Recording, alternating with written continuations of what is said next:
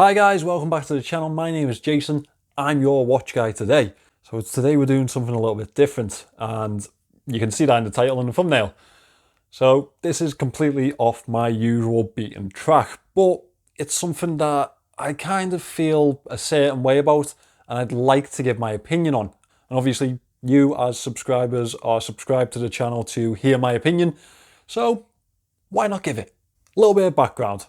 Bark and Jack, Adrian at Bark and Jack, released a video this week about the new Zenith El Primero Chronomaster Sport. The one that's added the really nice ceramic bezel. He didn't go as far to say this, but he kind of insinuated that the new Zenith is a rip-off of the Rolex Daytona. Now they do share similarities, however I think it's a bit of a stretch to say that. Now, before I go any further, Adrian at Bark and Jack is an absolutely fantastic reviewer, and I am genuinely a massive fan of his. Love his videos. I really do look forward to him releasing new ones, and I've watched probably hours and hours of this guy speak to this point. I just don't really agree with him on this point.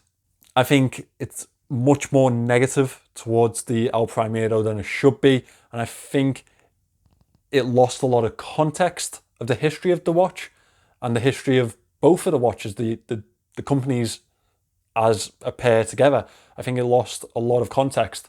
Now, going further from that, the Time Teller released a video a few days after, backing up Bark and Jack, or pushing the note a bit further, as he said, doubling down. Doubling down as far to say that the Zenith is a rip-off of the Daytona, which I strongly disagree with. And again, I'm going to point out that I am actually a massive fan of his channel. I enjoy his content. A lot of people are sometimes critical of him, but I think it's all fun and games with him, and he's someone that sticks to his opinion. He has a very strong opinion, and you know, he puts it out there, and it's obviously worked for him. So you have to respect that. However, I think he's wrong. Now, let me show you the watch first. This is the Zenith El Primero Chronomaster Sport. Now, the thing that I think they're referring to is the bezel. Because actually, this is the El Primero, or the former El Primero, the one that they already had out. And no one had a problem with this, because it had no bezel. It was a chronograph. It had 3 subdials on the dial, but it didn't have a bezel. So it's all right. It doesn't impede on Rolex. Let me talk a bit more about this watch. It's absolutely fantastic. Like, I'm gonna fanboy this watch so hard, but it's got the absolutely fantastic El Primero movement in the back of it. It's got that really gorgeous rotor and a display case back. It looks the part from the back. It looks the part from the front. That bezel is really attractive. It plays so well with the dial, and I like the sub-dial colours. I think they're fantastic too. The case is sharp. The finishing on it looks fantastic. I think they've absolutely nailed that watch. I think they've put something into the market that is going to completely disturb the Rolex Daytona and its little pedestal. Maybe the prices won't be ridiculous, because Zenith might supply their buyers properly. Now, talking about the price, they're actually quite close together. So the Rolex Daytona's list price is £10,500. The Zenith's list price is £8,300.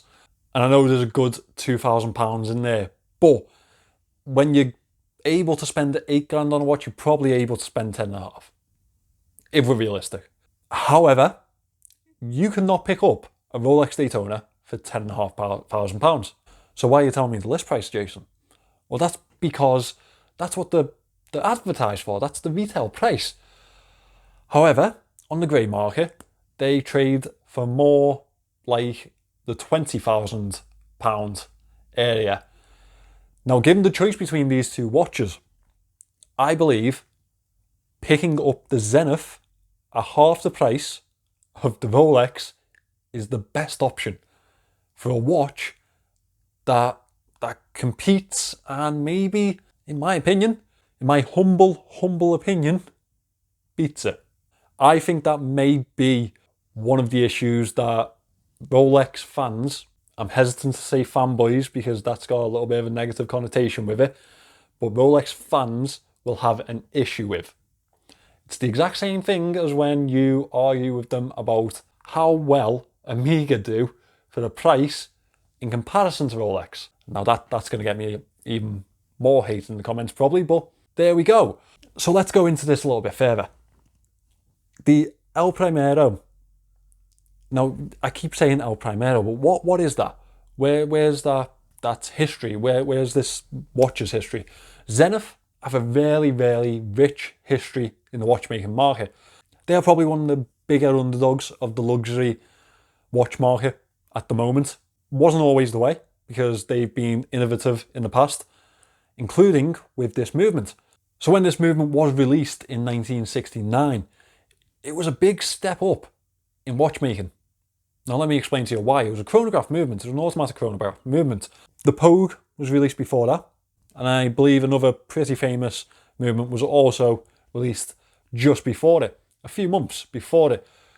This was released in the September of 69, but it was still the first fully integrated high frequency automatic chronograph movement released to the public, which was a massive thing. It was a massive step forward. They chose not to build on a previous movement. They chose to completely redesign a new chronograph movement that was integrated into the movement itself. The chronograph was integrated into the movement, which was a massive step forward. And even today, it's a bit of a big deal. Now, over half a century later, this movement's still referred to as one of the most accurate chronograph movements you can pick up. So you can see why I think there's a little bit of context missing from these opinions. They're based solely on this ceramic bezel.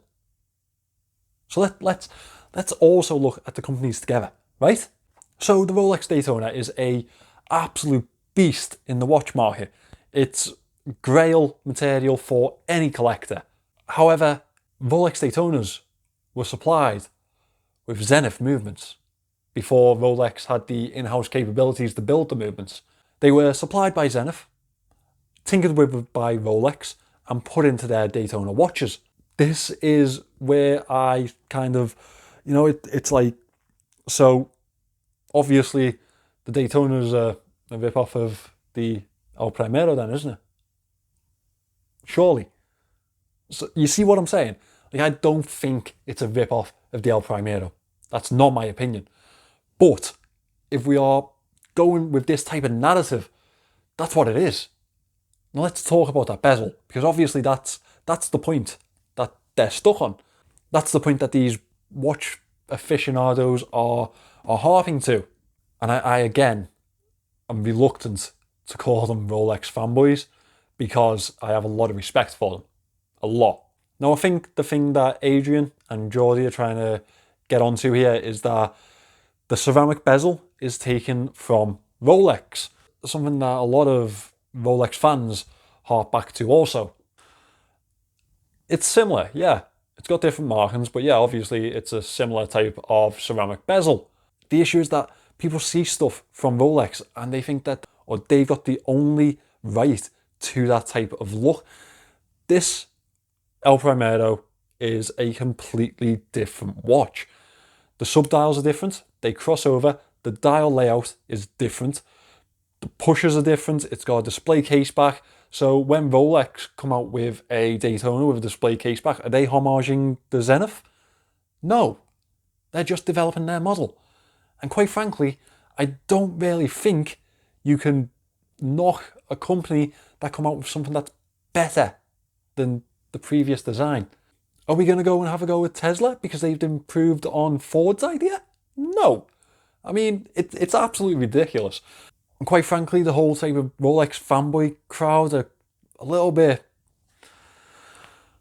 ick at times. Now, I'm not saying that Adrian is a Rolex fanboy, so I understand where they're coming from. I just think they've absolutely missed the mark, and doubling down on it was even more so missing the mark.